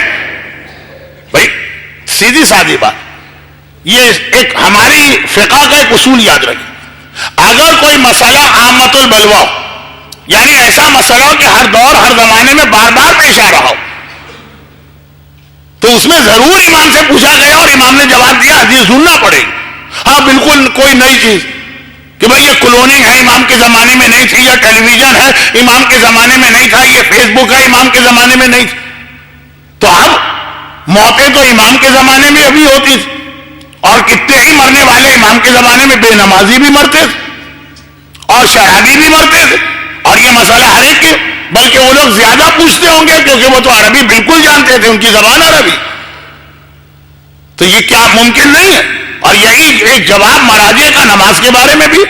نماز عامۃ البلوہ مسئلہ, رسول خدا سے لے کے 11ویں امام کی شہادت تک ہر امام کے زمانے میں, ہر دور میں, ہر علاقے میں, ہر قسم کے لوگوں نے نماز پڑھی. ہو ہی نہیں سکتا کہ اس میں کوئی چیز ہو اور وہ معصوم نے بتائی نہ ہو یا آنے سے رہ گئی. کوئی ایک آدھ امام کے زمانہ ہو تقیہ کا ہوگا. تو یہ آج کس پہ انکشاف ہوا کہ ہمارے تشہد نامکمل ہے اور ہماری نمازیں غلط ہیں اور ہمارے والدین غلط اور ہمارے دادا پردادا سے لے کے امام کے زمانے تک کے سارے صحابی غلط. یہ نماز کوئی نیا مسئلہ کو تھوڑی ہے کہ ہم کہیں کہ بھائی یہ تو ابھی ابھی آسمان سے نازل ہوئی ہے, تو اس میں مراجع ایک چیز کہہ رہے ایک چیز بھول گئے. عامۃ البلوہ مسئلہ آپ کو شاید نہیں معلوم. نمازوں کے اندر بھی آج کل تبدیلی کی جا رہی ہے یہ کہہ کر کہ آج تک شیعت کی ساری نمازیں غلط ہیں, آج سے ہم صحیح نماز بتا رہے. اور ایسی عبادت جو اس کثرت کے ساتھ کی گئی, جو ہمارا سوال غیروں پر ہوتا ہے, غیر ہم سے پوچھیں گے. ہمارا سوال یہ ہوتا ہے رسول خدا نے اتنی نمازیں پڑھی 23 سال, اور مسلمانوں کو اب تک یہ پتہ نہیں چلا کہ کیسے نماز پڑھ رہے تھے, یہ کیسے ممکن ہوگا, یہی پتہ نہیں چلا. ہاتھ کھولتے تھے کہ ہاتھ باندھتے تھے کہ باندھتے تھے, تو کہاں پہ باندھتے تھے, کیسے ممکن ہے. وہ تو رسول تھے جو 23 سال نماز پڑھی. ائمہ قائلین نے تو 250 سال آنکھوں کے سامنے نماز پڑھی, آج تک پتہ ہی نہیں کسی کو کہ کیسے نماز پڑھی. آج 1432 ہجری یا 1422 ہجری کے ایک مومن پہ کہیں سے وحی نازل ہوئی, کوئی بہت ہی غیر مشہور و معروف مسئلہ ہو تو سمجھ میں آ جاتا ہے. کوئی روایت نہیں ہوگی سامنے, ریسرچ کے بعد آئی, تو لا نعلم منہ خیرہ ہر دور میں تھا. راوی نے جا کے امام سے بھی پوچھا تھا, مولا ہم کیسے گواہی دیں مرنے والے کے بارے میں کہ وہ خیر پر ہے, وہ تو شرابی ہے, وہ تو بے نمازی ہے. امام نے کہا لیکن یہ بتاؤ مرتے دم تک اللہ رسول اور ہم کو مانتا تھا کہ نہیں مانتا؟ کہا کہ مولا وہ تو مانتا تھا. کہا اللہ تم سے نماز جنازہ میں کردار کی گواہی نہیں مانگ رہا ہے, اللہ تم سے اس کے عقیدے کی گواہی مانگ رہا ہے. اگر وہ علی کی محبت پر تھا تو گواہی دو کہ ہم گواہی دیتے کہ خیر پر, کیونکہ محبت علی سے بڑا خیر اس کائنات میں کوئی نہیں. اچھا اب یہ بات اس لیے ضمناً آ گئی کہ قبر میں کام آنے والی چیز یہ خیر ہے, لیکن کیسے اب تو کل ہی ہوگی بات. اب یہاں مختصر 2 باتیں سن لیجئے تاکہ منزل مذاہب پر آ جاؤ. تو اسی طرح سے یہ بات میں نے کیوں پڑھی رضویہ کی نماز جنازہ کے حوالے سے, تو اب وہاں جب نماز جنازہ ہوتی ہے اس کے بعد جنازہ اٹھایا بھی جاتا. اب جب جنازہ اٹھتا ہے تو میں مومنین کے تبصرے سنتا ہوں. اب میں خود بھی اس وقت اتنا چھوٹا سا بچہ, مجھے کیا معلوم, بھائی یہ مرنے والا تو جنتی لگ رہا. ارے آپ کو اچانک پتہ چل گیا یہ جنتی ہے, کیسے پتہ چل گیا؟ بھائی یہ مرنے والا ویسے بہت نیک تھا لیکن لگ رہا ہے کہ جہنمی ہے. ارے ابھی تو آپ نے اس کی شکل بھی نہیں دیکھی, آپ تو نماز جنازہ پڑھ کے جا رہے ہیں, نہ دوستی نہ رشتہ داری نہ اس کا چہرہ دیکھا, کفن میں لپٹی ہوئی میت غسل خانے سے آتی ہے, رکھ دی گئی, نماز پڑھی, اٹھائے چلے. کہا بھائی دیکھو اس کا مردہ بھاری کتنا ہے, ہمارے کندھے ٹوٹ گئے, آج جا کے وکس کی مالش کرنا پڑے گی, جس کا مردہ بھاری ہو وہ جہنمی. اور یہ دیکھو کیسا پھول کی طرح سے ہلکا پھلکا جو ہے وہ مردہ جا رہا ہے, اس کا مطلب ہے کہ جنتی. یہ جو فیصلے جو اصل بات میں کہہ رہا اپنی آنکھ کی مدد سے کرتے ہیں کہ وہ مرنے والا بڑے آرام سے مرا تو بہت اچھی موت آئی ہے, اور بڑی تکلیف میں مرا تو بہت بری موت آئی ہے. اس کے جنازے نے ہمارا کندھا توڑ دیا تو اس کا مطلب جہنمی ہے, اس کا جنازہ پھول کی طرح سے تو اس کا مطلب ہے جنتی. یہ سب حماقتیں اپنی اس آنکھ پر بھروسہ کرنے. اور امام کہہ رہے ہیں کہ بہت سے اچھے جو بظاہر اچھے ہیں, یعنی جن کی موت اچھی نظر آ رہی, اتنا شدید عذاب ان پہ آ رہا. اور اس کا ایک نقصان. اچھا امام کو یہ ساری بات بیان کرنے کی ضرورت کیا تھی؟ چلے مولا بہت اچھی موت مر رہا, ہم یہ سمجھ رہے ہیں عذاب آ رہا ہے, تو ہمیں بتانے کی ضرورت کیا؟ اچھا ہی گمان کر رہے ہیں نا ایک مومن کے بارے میں. نہیں, نقصان یہ ہے کہ ہم نے کہا یہ تو اتنی اچھی موت مرا, تو اب اس کو ضرورت ہی کیا ہے ہماری طرف سے کہ ہم فاتحہ پڑھیں یا نماز وحشت پڑھیں یا اس کے قضا نمازیں پڑھیں یا اس کے اعمال کو دیکھیں. ہم نے کہا تو بہت اچھی موت مرا, ہمیں تو اس کو جا کے دیکھنا جو بیچارہ بہت بری موت مرا.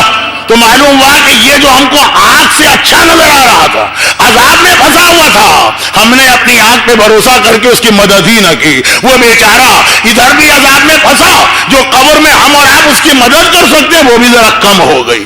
بھائی جسے آپ بہت اچھا سمجھے. اب میں کیا مثالیں دوں, میری زبان لڑکھڑا رہی.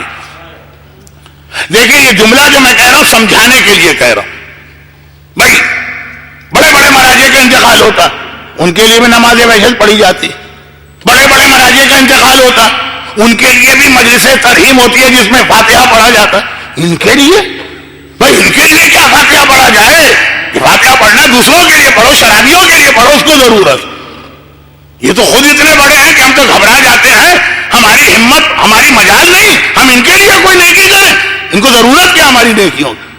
اب میں مراجے تو میں نے خالی بات بالکل سمجھ میں آ جائے اس لیے کہا, لیکن جو نیک اور مقدس لوگ ہیں معاشرے میں, معصوم تو نہیں ہے نا, ایک آدھ غلطی ہوئی ہوگی, ہماری طرف سے ان کو مدد پہنچ جاتی, ہم تو یہ سمجھ کے مدد نہیں کریں, ان کو کیا ضرورت اس بیچارے کو. پتا چلا شرابی یہاں بھی شراب پی کے سارے مزے لوٹ گیا, مرنے کے بعد بھی دھڑا دھڑ اس کے لیے نیکیاں بھیجوائی جا رہی ہیں. اور ایک مقدس و متقی آدمی یہاں زحمتیں اٹھاتا رہا, گھر والوں نے سوچا یہ اتنا نیک ہے, اس کو کیا ضرورت, تو جو تھوڑی بہت اس سے غلطی ہو گئی اس کو بھی کوئی معاف کرانے کو تیار نہیں. اس لیے اسلام نے کہا اپنی آنکھ پہ موت کے حوالے سے بھروسہ نہ کرنا. جو بہت اچھی موت مر رہا ہے ہو سکتا ہے بڑی شدید تکلیف میں ہو, جو بہت بری موت مر رہا ہے ہو سکتا ہے بڑی اچھی کیفیت میں ہو. تو خیر موت نام اس بات کا کہ اپنی آنکھوں پہ بھروسہ نہ کرو, اس کی تکلیف کا خیال کرو. اب سوال پلٹ کے یہاں تک پہنچا, یہ آخری میرا نقطہ ہے اور بہت چھوٹا سا, کہ یہ جو مولا نے کہا کہ میدان جنگ میں تلواروں سے کٹ کے مر جاؤ گے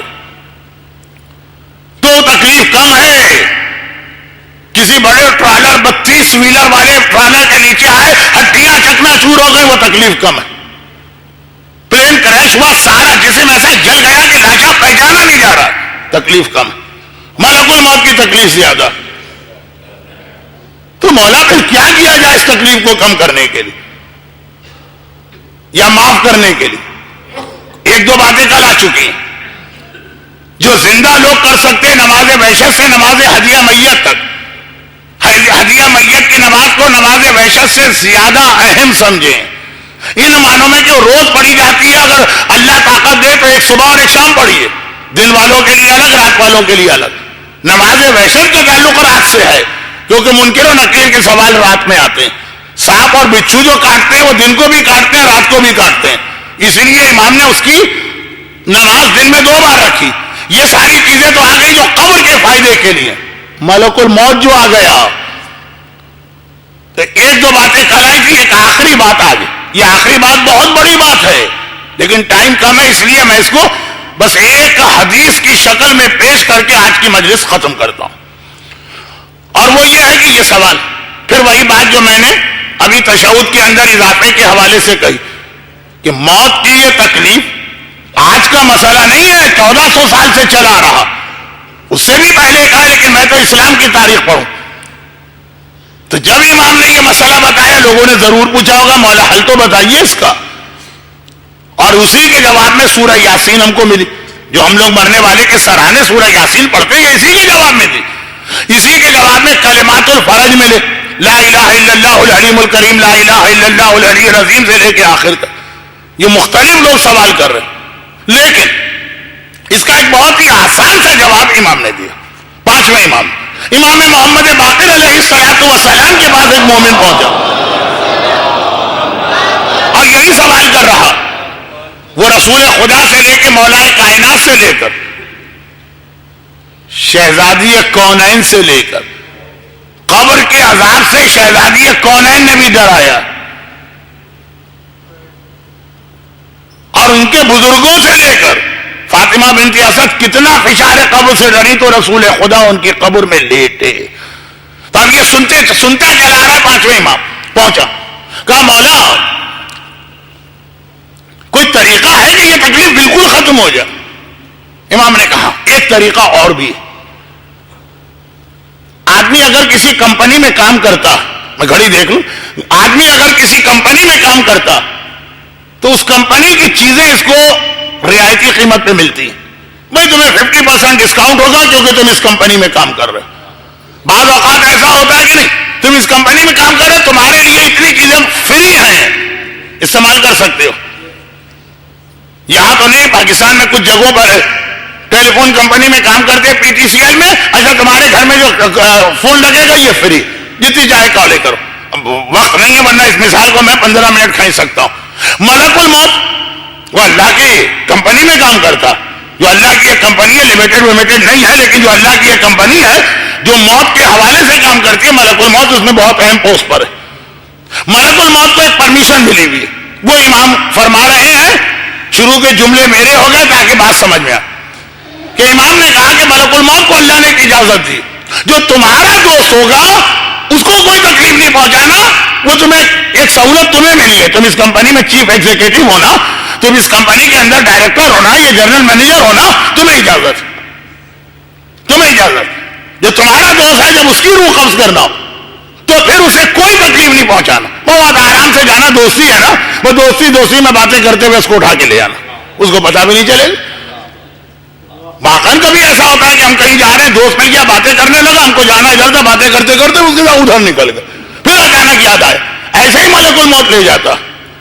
اب تو امام نے تو اتنا آسان نسخہ بتا دیا, ملک الموت سے دوستی کرو. راوی کا تو منہ اتر گیا, چہرہ لٹک گئے. مولا یہ تو آپ نے مسئلے کو اور مشکل کر دیا.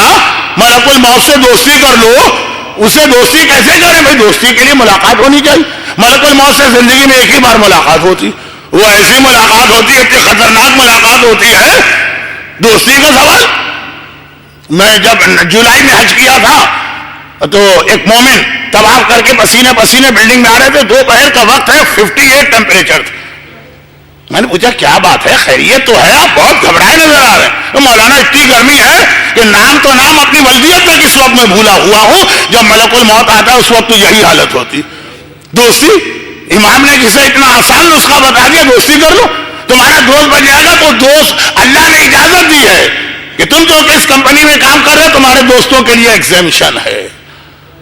راوی نے گھبرا کے کہا لیکن مولا دوستی کیسے کی جائے, ایک ہی بار تو ملاقات ہوتی ہے. امام نے کہا نہیں, دوستی کے اور بھی طریقے. ملک الموت یہ اس کا ایک طریقہ ہے کہ جب بھی کسی نماز کا وقت آتا وہ اس وقت نگاہ ڈالتا ہے دنیا میں کون آدمی نماز کا وقت آتے مصلی پہ جا کے کھڑا ہو گیا. جس مومن کو 40 دن وہ ہر نماز میں اول وقت مصلی پہ کھڑا دیکھے, خود بخود ملک الموت کو اس سے محبت ہو جاتی. خود بخود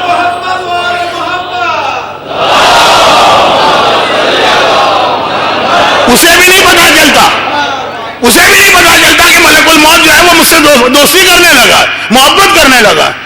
اب میں بھونڈی مثال دوں گا, آپ کہیں گے مولانا ایک تو ٹائم ویسے ہی کم ہے, اتنی بھونڈی مثال.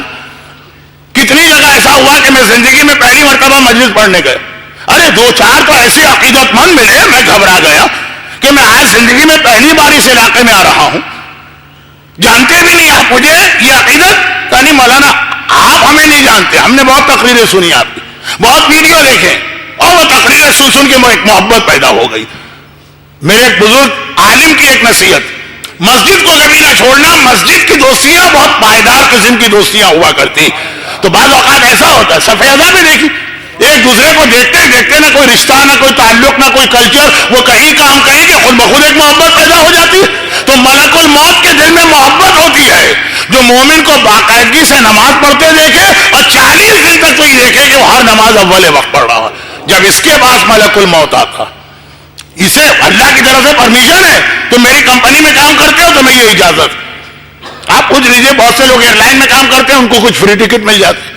بہت سے لوگ کہیں کام کرتے، تو خیر بات مثالیں دینا بیکار ہے. تو خلاصہ یہ ہے کہ امام نے کہا نمازی، لیکن پہلی گواہی عقیدے کی، عقیدے والا نمازی، عقیدے والا نمازی جب دنیا سے جاتا اسے کوئی تکلیف نہیں ہوتی.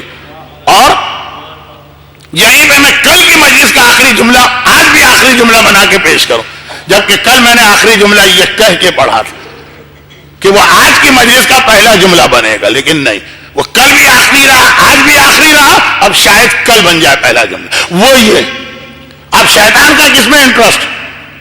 ملک الموت آپ کی روح بڑے آرام سے قبض کرے کہ بڑی تکلیف سے آپ کی روح قبض کرے؟ شیطان کا انٹرسٹ تو اسی میں نا کہ بڑی مشکل سے آپ کی روح قبض ہو، کیونکہ جتنی آپ کو تکلیف ہوگی اسے آپ کو بہکانے کا موقع ملے گا کل کی مجلس کا آخر. اور اسے بھی یہ معلوم کہ نماز پڑھنے والا ایسا ہے کہ ملک الموت اس سے محبت کرنے لگتا. تو پہلے تو سارا زور لگائے گا اس کو نماز پڑھنے ہی نہ دو، ملک الموت سے اس کی دوستی بننے ہی نہ پائے. اور جب دیکھے گا کہ نہیں بھائی مومن میرے ہاتھ سے پھسل کے نکل گیا، پہنچ گیا مسلح پر، تو اس کو غلط نماز پڑھواؤ. ملک الموت صحیح نماز پڑھنے والوں سے دوستی کرتا، غلط نماز پڑھنے والوں سے دوستی نہیں کرتا. ان سے تو شاید اس کو نفرت و کراہیت آ جائے. اللہ کی عبادت کرو، اس میں بھی اتنا خیال نہیں کہ اس طرح کرو جیسے اللہ چاہتا. عبادت اللہ بھی اپنی مرضی سے کر رہا ہے کہ میرا دل کہتا یہ ہونا چاہیے نماز.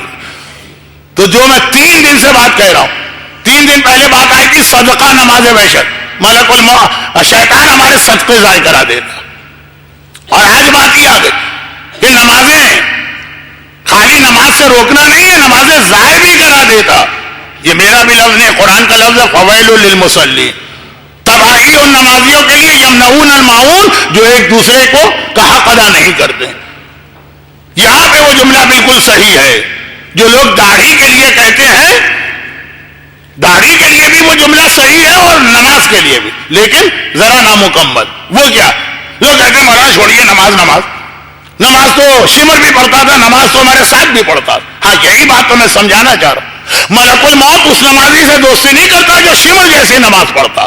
ملک الموت اس نمازی سے دوستی کرتا جو حسین اور حسینیوں جیسی نماز پڑھتا. خالی شمر نے نماز نہیں پڑھی، زہیر قین نے بھی نماز پڑھی ہے، حبیب ابن مظاہر نے بھی. خیر آخری نماز تو انہوں نے چھوڑ دی. یہی جملہ کہا تھا نا کہ فرزند رسول یہ نماز تو اب آپ کے جد کے پیچھے کوثر کے کنارے پڑھوں گا. لیکن نمازیں حبیب نے بھی پڑھی، مسلم ابن اسجا نے بھی پڑھی. وہ والی نماز پڑھنے والے سے ملک الموت دوستی کرتا جو برستے تیروں میں بھی پڑھی جاتی ہے. جو ٹیلی ویژن کا دلچسپ پروگرام، اب میں جا رہا ہوں تو کوئی آ رہا نہیں، میں اپنے بعد والے قابل احترام عالم کی بات نہیں کر رہا ہوں، میں ورلڈ کپ کی بات کر رہا ہوں، کرکٹ کا. کتنے لوگوں کی نمازیں قضا ہوں گی، کتنے لوگوں کی نمازیں ڈیلے ہوں گی. خاص طور پہ جس میچ میں آخری اوور میں کوئی بڑی انٹرسٹنگ قسم کی سچویشن پیدا ہوگی. اگر اللہ نے اتنی بصیرت دی کہ آپ جینئر میچ اور فکسنگ والے میچ کا فرق پہچان سکے تو. لیکن یہ امتحان شروع ہونے والے ہیں. ملک الموت کوئی تکلیف نہیں پہنچاتا اس نمازی کو جو حسین جیسی نماز پڑھ رہا ہے، حسین کی بچائی ہوئی نماز پڑھ رہا. یہ نماز آج دنیا میں بچائی کس نے؟ یہ حسین نے بچائی. داڑھی کے لیے بھی لوگ کہتے ہیں ارے چھوڑیے مولانا داڑھی تو یزید بھی رکھتا تھا. آپ کہاں چلے گئے؟ آپ غلط ایڈریس پہ پہنچ گئے. وہ داڑھی تو یزید کی نہیں تھی، جہاں پہ آپ گئے پھر وہ یزید نہیں ہوگا. ہاں ہمارے ساتھ کی تھی داڑھی، لیکن کس نے کہا ہے کہ ہمارے ساتھ والی داڑھی رکھیے؟ آپ اصحاب حسین والی داڑھی رکھیے، آپ آقا عباس والی داڑھی رکھیے، آپ آقا علی اکبر والی داڑھی رکھیے، آپ آقا حسین والی داڑھی رکھیے. یہ فرض جب ہم بھول جاتے ہیں تو جو چیزیں دنیا میں بھی ہمارے کام آ رہی ہیں اور آخرت میں بھی وہ ہم چھوڑ دیتے ہیں. کتنے لوگ اس غلط فہمی میں کہ نماز تو یزید بھی پڑھتا، نماز تو ہمارے ساتھ بھی پڑھتا، ہم کیا کریں گے نماز پڑھ کے؟ اپنا نقصان خود کر رہے ہیں۔ آخرت تو بہت دور کی چیز ہے، ملک الموت آیا، کیونکہ حسین کی نماز کی خاصیت یہ تھی کہ جیسے ہی وقت نماز آئے گا، چاہے برستے تیروں میں نماز پڑھنا پڑے، اول وقت نماز پڑھی جائے گی۔ خالی حسین نہیں، لشکر حسین میں شامل ایک ایک بچے کی یہ خاصیت۔ ادھر فجر کا وقت آیا، جیسے ہی صبح کا تارا چمکا، حسین نے کہا اکبر بیٹا تمہیں اذان دینا، اور جیسے ہی ظہر کا وقت آیا، ابو سمامہ نے آسمان کو دیکھا اور حسین نے کہا میں نماز پڑھنا، جو ملک الموت کا موضوع بنا تھا۔ اور کسی حالت میں بھی نماز کی قضا تو جائز ہے ہی نہیں۔ ایک جملہ ہمارے آتا ہے کہ جی ماتم کی تو قضا نہیں ہو سکتی، نماز کی قضا ہو سکتی۔ اس کا مطلب یہ ہے کہ نماز چھوڑی جا سکتی، تو الٹا جملہ، جس کی کبھی قضا نہیں ہو سکتی ہے وہ آپ بعد میں بھی کر سکتے ہیں، جس کی قضا ہو جاتی ہے وہ پہلے کرنا ہے کہ قضا ہونے سے پہلے پہلے کرو۔ لیکن جو بہترین جملہ ہے اسی کو ہم نے الٹا کر دیا۔ بھائی آپ کے پاس دو بل آ گئے، ایک بجلی کا ایک ٹیلی فون کا، ایک کی تاریخ کل ختم ہو رہی ہے، ایک کی تاریخ 6 مہینے بعد، اب پہلے اس کو دیں گے نا کہ جس کی تاریخ آج ختم ہو رہی۔ تو نماز تو قضا ہو جاتی ہے، اس لیے اس کو قضا ہونے سے پہلے پڑھنا ہے۔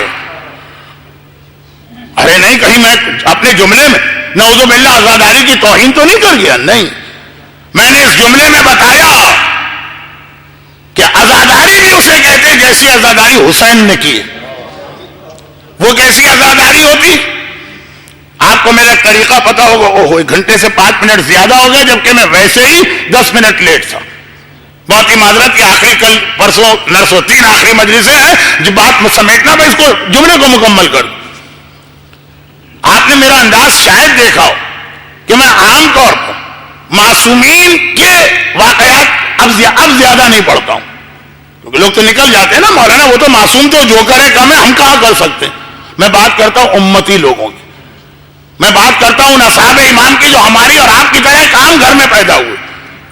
تو کس انداز سے یہ نماز کے حوالے سے بات ہے، خالی نماز نہیں، پوری شریعت، کیونکہ کبھی نماز پڑھنا شریعت ہے، کبھی نماز چھوڑنا بھی شریعت، وہ آئے گی تفصیل کل آئے گی، اب آج وقت نہیں۔ تو میں مثال رباب کی کیوں نہ دے دوں؟ میں زینب کی مثال بھی نہیں دیتا کہ زندان شام میں کس طرح نماز پڑھی۔ وہ علی کی بیٹی ہے، وہ فاطمہ کی بیٹی، ان کی رگوں میں وہی خون ہے جو علی اور فاطمہ کی رگوں میں۔ جس کی خدا شیر زہرا بنا ہو، وہ تو جس کردار کا جو مظاہرہ کرے۔ جو میں اکثر ایک جملہ کہتا ہوں وہی دوہرا دوں کہ حقیقت میں علی اور فاطمہ کے نام کو اور عزت کو بچایا تو ان کی بہوؤں نے بچایا۔ بیٹیاں تو جو بھی کردار کا مظاہرہ کرے کم ہے، یہ بہویں ہیں جو عام گھرانے سے آئی ہیں، امتی گھر سے آئی ہیں۔ علی اور فاطمہ کی کسی ایک بہو کے لیے دکھا دیجئے کہ ان کا باپ معصوم ہو یا ان کی ماں معصومہ ہو یا ان کے گھر میں کوئی معصوم۔ وہ امتی گھروں میں پیدا ہوئی، امتی ماحول میں پلی۔ زینب تو کم از کم باپ بھی معصوم، ماں بھی معصومہ، جس گھر میں پلی وہاں بڑا بھائی بھی معصوم، چھوٹا بھائی بھی معصوم۔ ام فروا، ام لیلا، رباب، ان میں سے ہر ایک عام گھرانے کی خاتون ہے، امتی کلمہ کو، لیکن اللہ اللہ کردار کے ساتھ۔ اگر ہمیں اپنے عقیدے سے پتا نہ ہو کہ زینب کا رتبہ بلند ہے، تو ہم تو شاید زینب و رباب، ہم تو شاید زینب و فروا کے کردار میں فرق بھی نہ کر سکیں۔ اور رباب نے جو 2 دن پہلے شہزادی کی اولاد کے مسائل پڑھے تھے، آج خود شہزادی کے مسائل، یہ بتا دیا کہ ہر چیز میں کس طرح سے توازن رکھا جاتا۔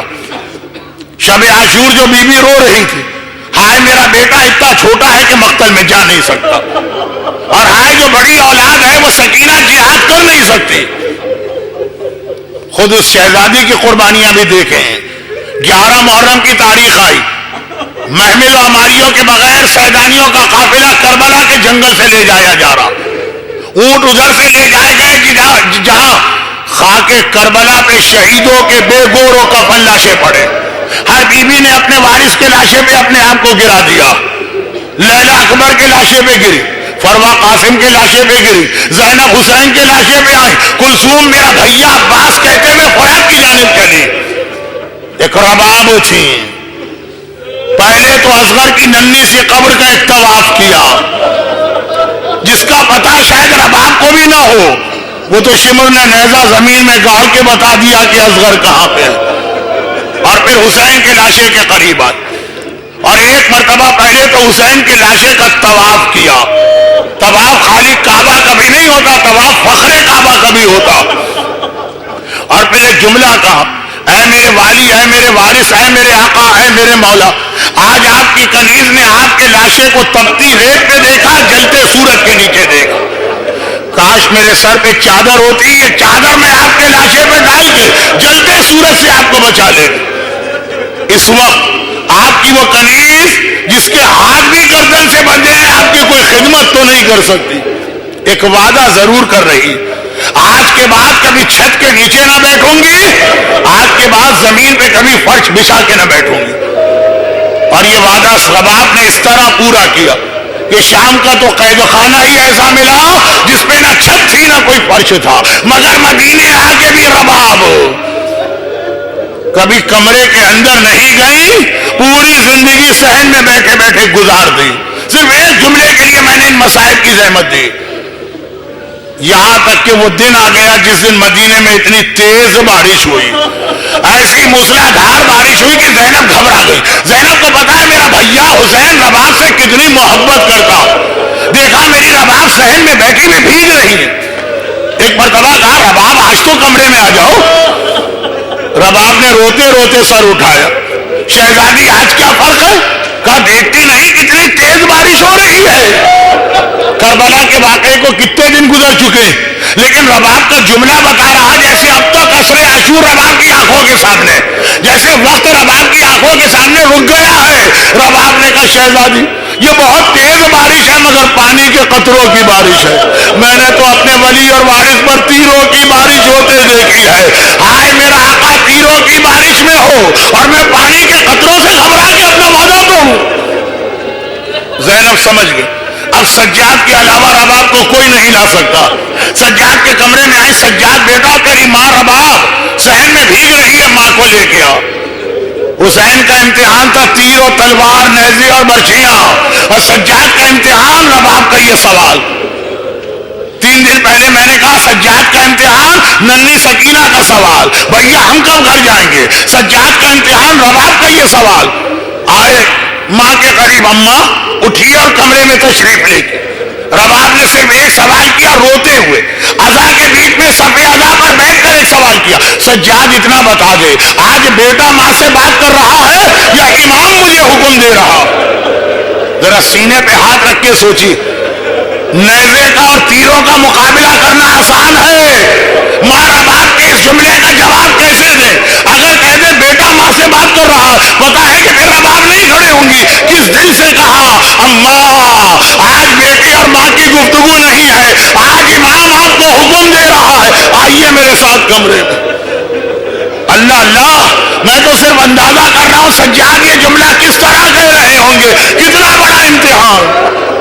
رباب نے سنا اور ایک جملہ کہا، بیٹا اگر یہ امامت کا حکم ہے تو اب رباب کو کوئی اعتراض نہیں ہے، رباب اپنا وعدہ توڑنے کو تیار۔ رباب نے بتایا شریعت پر ہر شے قربان ہے، رباب نے اپنا ماتم روک دیا حکم خدا، حکم شریعت پر، مگر آسمان کو دیکھا اٹھتے اٹھتے ایک جملہ کہا، خدا بندہ کربلا میں ایک امام سے وعدہ کیا تھا چھت کے نیچے نہ جاؤں گی، مدینے میں دوسرا امام حکم دے رہا، نہ وعدہ توڑنا چاہتی ہوں نہ حکم امام کی مخالفت کرنا چاہتی ہوں، خدا بندہ میرے وعدے کو بچا لے۔ تو یہ کہا اور اٹھتے اٹھتے لڑکھڑا گئی۔ زینب نے گھبرا کے یہ منظر دیکھا کہ سجاد گرتی ہوئی ماں کو دونوں ہاتھوں میں سنبھال رہے ہیں۔ زینب گھبرا کے کہتی ہے سجاد میری رباب کو کیا ہوا؟ اللہ اللہ میرے آقا سجاد کا جواب ایک مرتبہ کہا پھوپھی اماں انا للہ و انا الیہ راجعون، ارے میری ماں رباب مجھے چھوڑ کے بابا کے پاس، الا ولعنۃ اللہ علی اعدائہم اجمعین، اجرکم اللہ۔ خدا بندہ جس طرح شہزادی رباب نے اہل بیت اطہار کے ساتھ وفاداری کا بھی مظاہرہ کیا اور تیرے احکامات اور شریعت کی پابندی کی، ہمیں بھی رباب کے غلاموں اور کنیزوں کو بھی سیرت رباب پر اسی طرح سے چلنے کی توفیق